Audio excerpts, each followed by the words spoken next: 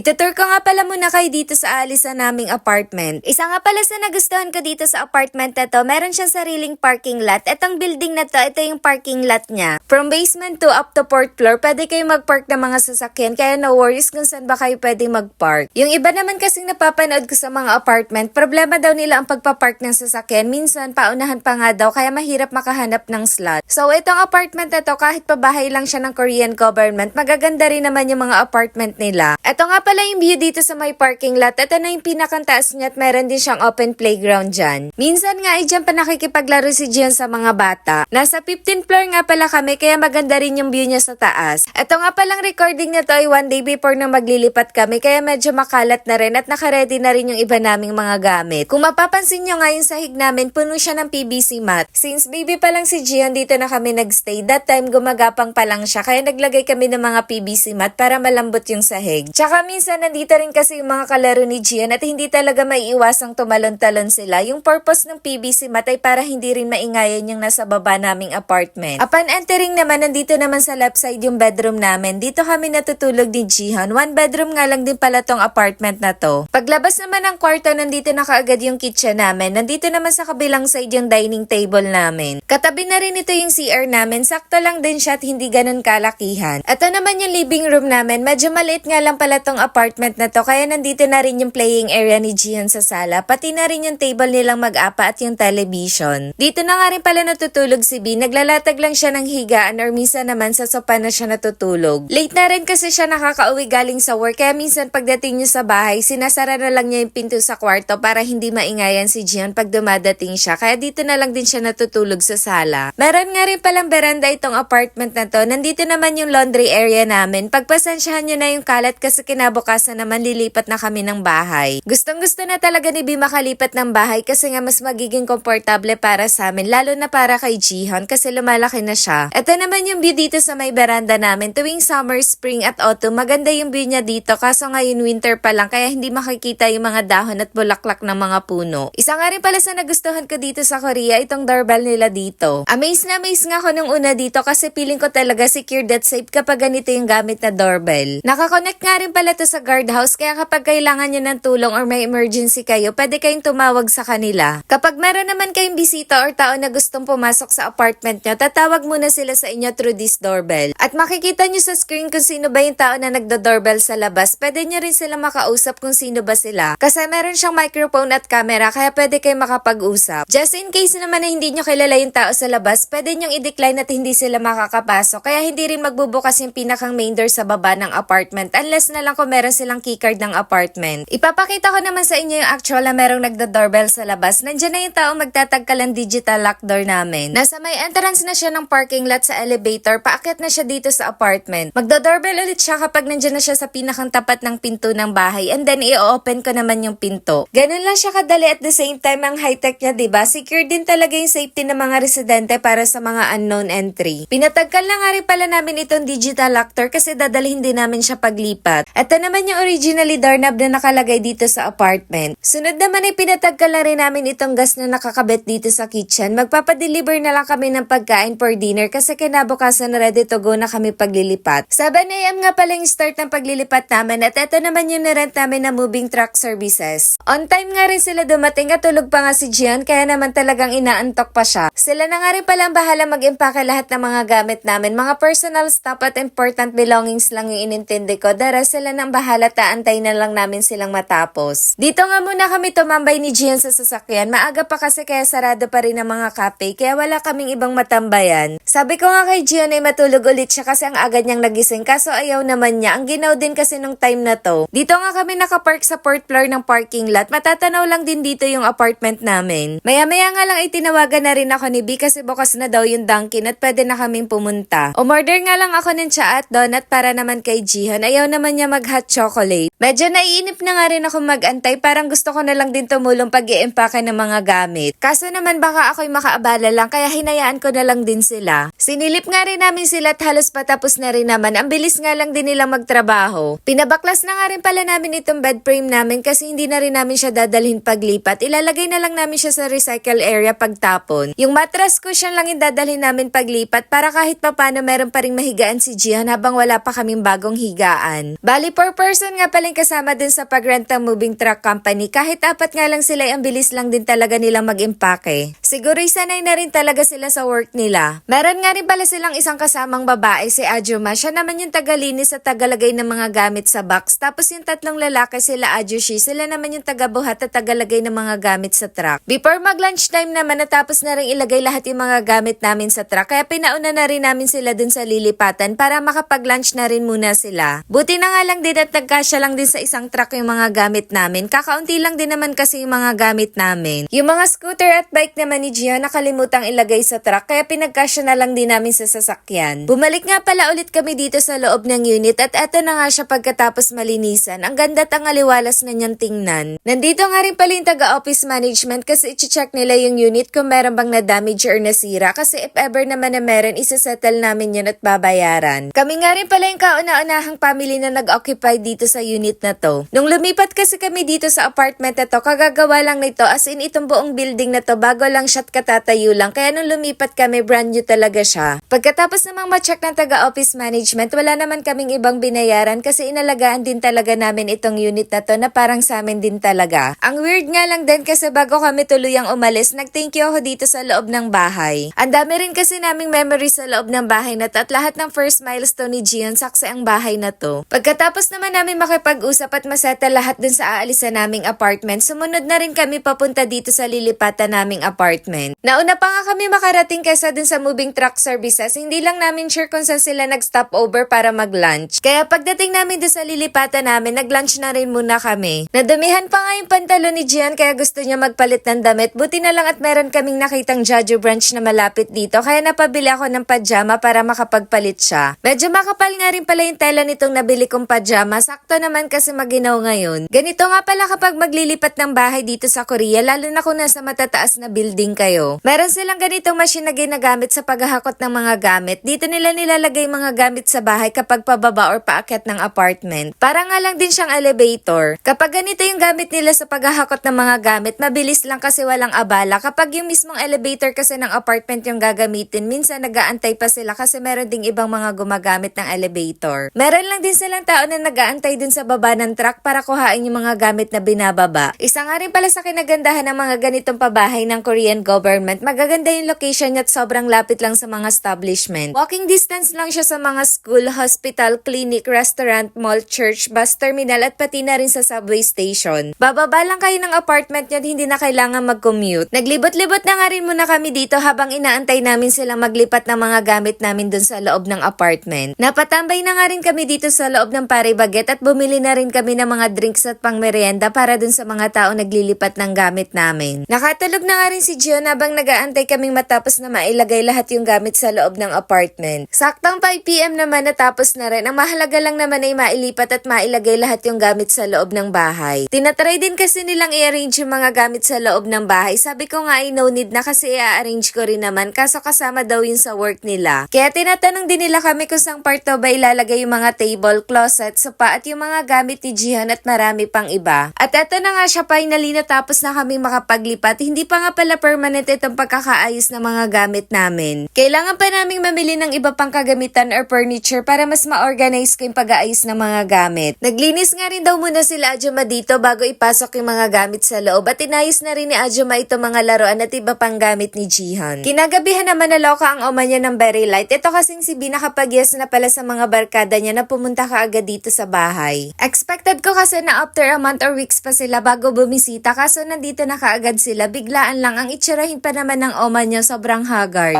Kaya tinake advantage ko na rin. Nagpatulong na ako sa kanilang buhatin itong lamesa. Pinabago ko yung pwesto niya. Kasabay na rin namin silang mag-dinner. Next vlog naman kapag na-arrange ko na lahat at na-edit ko na yung video, iha-hoster ko naman kayo. Tapos na, Jalga? tapos na, Chayka.